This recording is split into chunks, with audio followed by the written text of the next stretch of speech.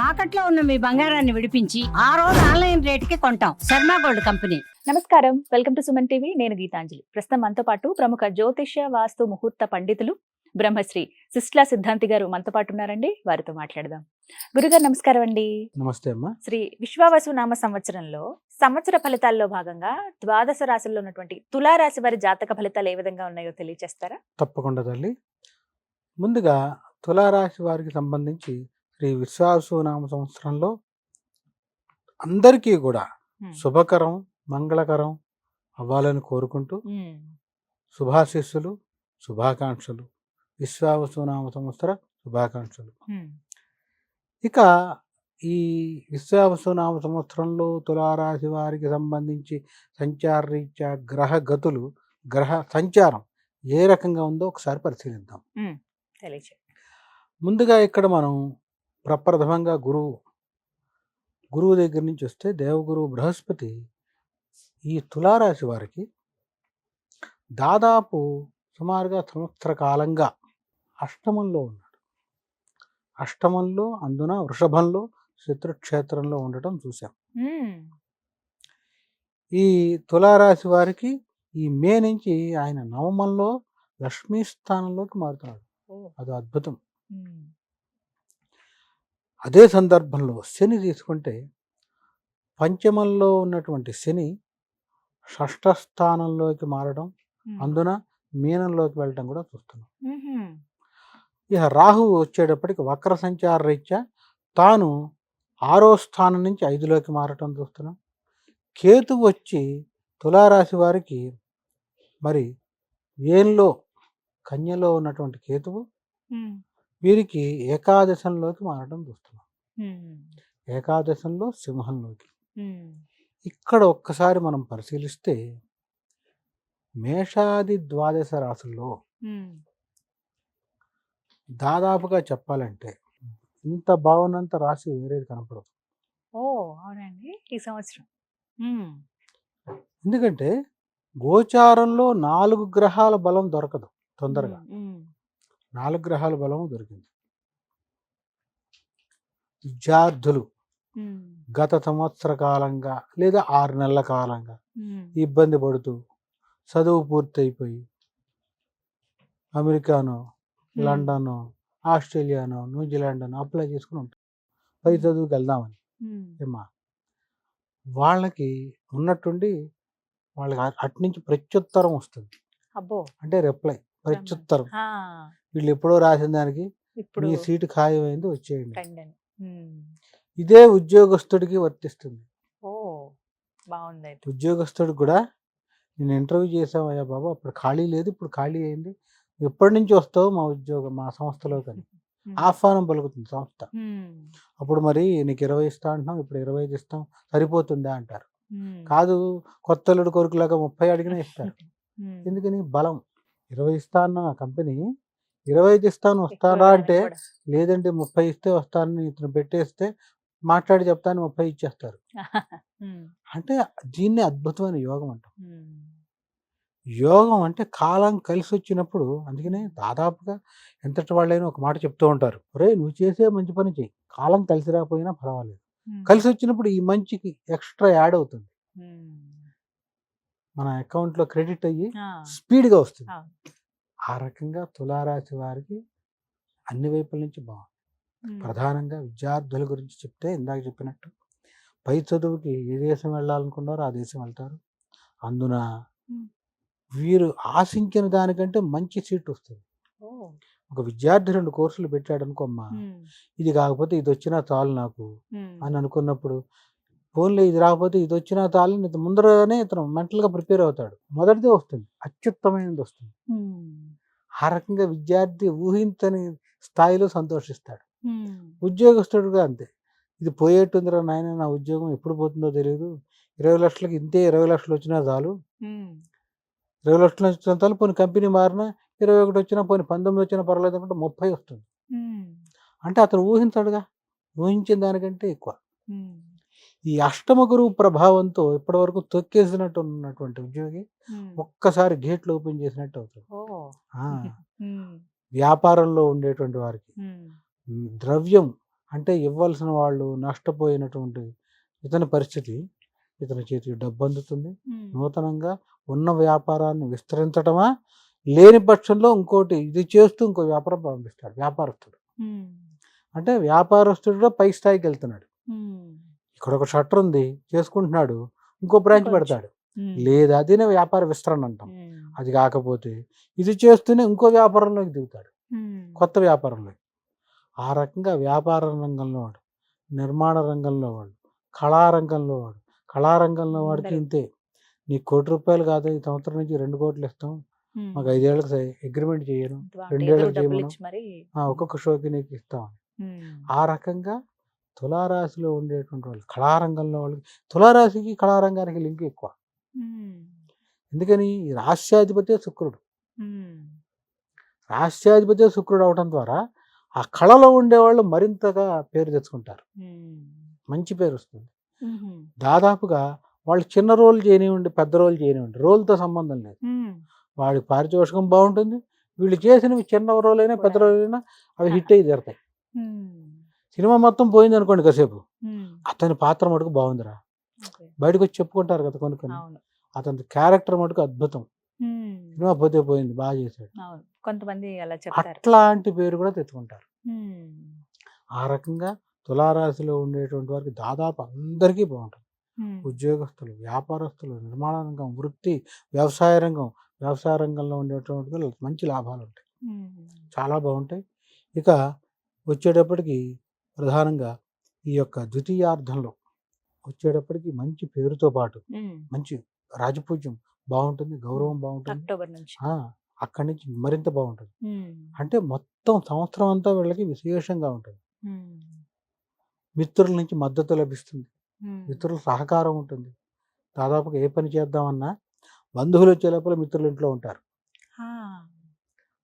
వాళ్ళు రావటం లేట్ అవుతుందని నేను ఈ లోపల ఈ పనులు చేస్తూ ఉంటానంటారు. మనం పిలవకపోయినా, పిలిచితే రావటం వేరు, పిలవకపోయినా అదే పని చెప్పావు కదా, నీకే బోల్డ్ పనులు ఉన్నాయి, ఏం చేసుకుంటావు అని వస్తారు. ఎంత అదృష్టం తెలుసమ్మా, అదృష్టమే కదా మరి. అట్లా వస్తుంది, అది ఒక యోగం. అది తులారాశి వాళ్ళకి పట్టింది. దాదాపుగా అది ఏ రంగంలో ఉన్నా కూడా చివరి రాజకీయ రంగంలో ఉన్నవాడు గత సంవత్సరంగా ఎంత ప్రయత్నించి, ఉదాహరణ చీఫ్ మినిస్టర్ దగ్గర బాగా క్లోజ్ అయిన వాళ్ళని పట్టుకొని కొంచెం పదవి ఇప్పించవయ్యా బాబు అని బతిమాలుతూ ఉంటారు. నేను డబ్బులు ఇస్తాను, అది ఎంతైనా పర్వాలేదు, నాకు ఈ పదవి ఇప్పిస్తావు, నామినేటెడ్ పదవి, డబ్బులు కాదు, పోనీ నాకు మంచి పేరు ఉంది మా నియోజకవర్గంలో, నువ్వే ఎంక్వైరీ చేసుకుని నాకు పదవి అయ్యా బాబు, ఇస్తానే నీకండి. ఈ సంవత్సరం వారు చెవిలో జోరీగలాగా రోజు చెప్పినా కూడా వినన్నటువంటి వ్యక్తి, నువ్వు పదవి ఏదో అడిగావు కదా, రమ్మంటున్నారు సీఎం గారు, సీఎం గారు రమ్మంటున్నారు అండి, అక్కడికి వెళ్తే ఏం పదవి అడిగావయ్యా అనమాట. లేదండి ఆ ఏరియాలో నామినేటెడ్ పోస్ట్ ఉంది కదా, అదెందుకు నామినేటెడ్ ఎందుకు, నీకు క్యాబినెట్ హోదా ర్యాంక్ ఇస్తే తప్పు అంటాడు. అంటే ఊహించిన దానికంటే ఎక్కువ కదా, ఉబ్బి తబ్బి అయిపోతాడు రాజకీయ రంగంలో ఉండేవాడు. అట్లా రాజకీయ రంగంలో ఉన్నవాడు కూడా అతను ఊహించిన పరిధి దాటిపోతుంది. గౌరవం బాగుంటుంది, రాజపూజ్యం, గౌరవం, హోదా కూడా ఉండాలిగా. కొంతమందికి గౌరవం ఉంటుంది, హోదా ఉండదు, హోదా కూడా ఉంటుంది. ఇట్లా అన్ని వైపులా ఉంటుంది. అన్నిటితో పాటు లక్ష్మి కూడా ఉంటుంది, డబ్బు, ఐశ్వర్యం, అది కూడా ప్రధానం కదా. కొంతమందికి విపరీతమైన పేరు ఉంటుంది, డబ్బు ఉండదు. ఇట్లా డబ్బు కూడా వచ్చి చేరుతుంది. ఇంకొకటి తులారాశిలో ఉండేటువంటి వాళ్ళ ఇళ్లలో ఈ సంవత్సరం ఖచ్చితంగా మంగళకరమైన కార్యక్రమాలు జరుగుతాయి. నూతనంగా ఇల్లు కొంటమా, వాహనం కొంటమా, లేదా వాళ్ళ ఇంట పెళ్లి జరగటమా, అబ్బాయిదో అమ్మాయిదో, లేదా దానికి సంబంధంగా ముడిపట్టమా, అంటే ఖాయం చేసుకుంటారు ముడిపట్టం, అట్లా. సో మంగళకరమైన కార్యక్రమాలు జరుగుతాయి, శుభ కార్యక్రమాలు వారింట జరుగుతాయి. ఖచ్చితంగా 10 మందికి వీళ్ళు భోజనం పెట్టే స్థితిలోకి వెళ్తారు, 10 మందికి అవకాశం ఇస్తారు, 10 మందికి పిలిచి శుభ కార్యక్రమాలు చేస్తారు. ఏమీ లేకపోతే ఇదిగో ఈ సంవత్సరం ఎప్పటి నుంచో అనుకుంటున్నాం కదా, ఈ వ్రతం చేసుకుని 100 మందికి భోజనం పెడదామంటారు. అంటే వాళ్ళు అనుకున్నది, ఎప్పటి నుంచో అనుకున్న పని ఇప్పుడు చేస్తారు. అంటే జరుగుతుంది. దాన ధర్మ దైవ కార్యక్రమాలు చేస్తారు, ఖచ్చితంగా చేస్తారు. ఆకస్మికంగా అద్భుతమైన దైవ దర్శనాలు దొరుకుతాయి. ఆకస్మికంగా అంటే ఎవరో వెళ్తున్నాను నీ పేరు నీవు కూడా వస్తావా ఒకసారి అంటే భగవంతుడి దర్శనానికి రానని ఎవరంటారు కదా. ఎవరైనా అయ్యో వస్తాడు. వస్తారు. అదేంటో నిన్నటి వరకు నేను ఊహించలా అనుకోకుండా దర్శనం లభించింది. ఆ భావన కలుగుతుంది. అది అంతటి యోగం పడుతుంది. చాలా బాగుంది అయితే ఈ సంవత్సరం. తులారాశి వారికి దాదాపు అప్రయత్నంగా బోళ్ళు కలిసి వచ్చేవి కూడా ఉన్నాయి. అవి సంతానం బాగుంటారు. ఓ ఇప్పుడు విశేషం ఏంటంటే సంతానం చాలా బాగుంటారు, ఉమ్, ఏమి ఇబ్బంది ఉండదు. ఉమ్, సంతాన పరంగా ఏమైనా చిన్న సమస్య వచ్చినా మళ్ళీ అది ఎట్లా అంటే క్షణికంలో పోతుంది. ఉమ్, మనం సర్దుకో. ఆలోచించే లోపల మళ్ళీ ఆ సమస్య తీరిపోతుంది. ఉమ్, అట్లా సంతాన పరంగా కూడా బాగుంటుంది. ఉమ్, మిత్రుల సహకారం ఉంటుంది, బంధువుల సహకారం ఉంటుంది, అన్ని వైపులా బాగుంటుంది. ఉమ్, దాదాపు సమస్య పరంగా ఎక్కడేం కనపడదు. ఉమ్, కానీ ఎంతసేపు ఇంత బాగున్నా కూడా ఉమ్, నిరంతరం తులారాశి వాళ్ళు వారి యొక్క కులదైవాన్ని అర్చన చేసుకోవటం చాలా మంచిది. ఎక్కడైనా ఎంత మేము బాగుందని చెప్పినా వారి వ్యక్తిగత జాతకం ఉంటుంది కదా. వ్యక్తిగత జాతకంలో ఎక్కడైనా దశ అంతర్దశల దోషం ఉంటే ఇంత బాగున్నా కాలానికి ఎదురెదాలి. ఉమ్, అందరూ కాదు, వాళ్ళ వాళ్ళ పర్సనల్ వ్యక్తిగత హారోస్కోప్ జాతకం. వ్యక్తిగత జాతకంలో దశ అంతర్దశలు రెండు పోతే 70% బలం పోయినట్టు. ఉమ్, ఇక్కడ వచ్చేది 25%, ఉమ్, 20%. అందుకని అక్కడ కూడా చూసుకోవాలి.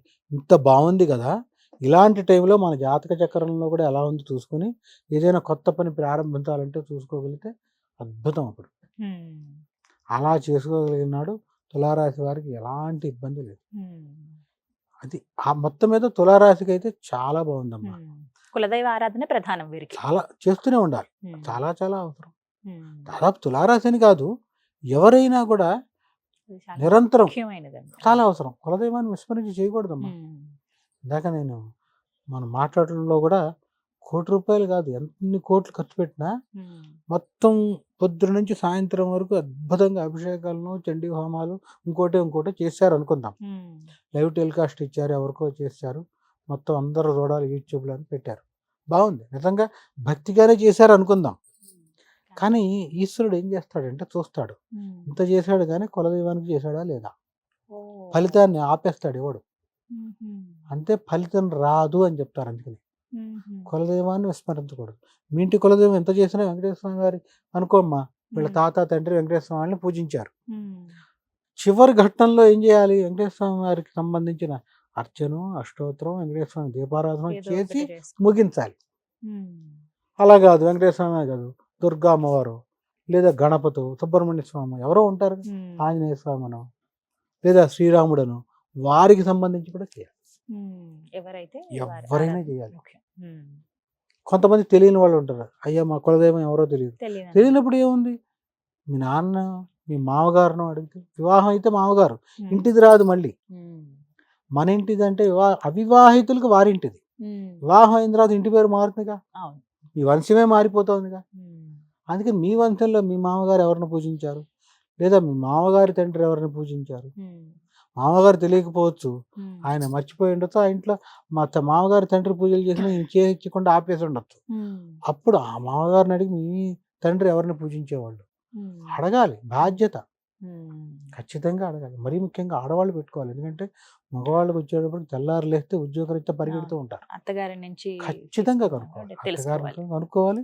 కనుక్కొని తెలుసుకొని కులదైవాన్ని ఏమీ చేయలేదు అనుకమ్మా, కనీసం కులదైవాన్ని నమస్కారమైనా పెట్టాలి ప్రతిరోజు. ఉమ్, నీ అనుగ్రహంతో బాగున్నాను స్వామి, ఈరోజు తెల్లారింది, చక్కగా మరి రాత్రి మరి స్మరించుకోవాలి. నిద్రలోనే ప్రాణం పోతే ఉమ్, కదా, తెల్లారింది అనే మాట చెప్పుకోవాలి. ఉమ్, నీ అనుగ్రహంతో రాత్రి పడుకుని లేవగలిగారు స్వామి. ఉమ్, ఆ, అందుకనే కృతజ్ఞతలు ఇక్కడ వచ్చేటప్పటికి ఏం చెప్తారు, కృతజ్ఞత అంటే గ్రాటిట్యూడ్. ఉమ్, కృతజ్ఞతలు తాను పడుకుని పొద్దున్న లేచే వరకు మధ్యలో ఉండే సంధికాలం ఉంటుంది. ఉమ్, అంటే ఈ గ్యాప్, ఉమ్, 6 గంటలు పడుకున్నాడా 7 గంటల 5 గంటల అని పక్కన పెడితే, ఉమ్, ఈ నిద్రలో ఉన్నప్పుడు ఆ సందర్భంలో నువ్వు అడగకుండానే గాలినిచ్చిన వాయుదేవుడికి చెప్పుకో.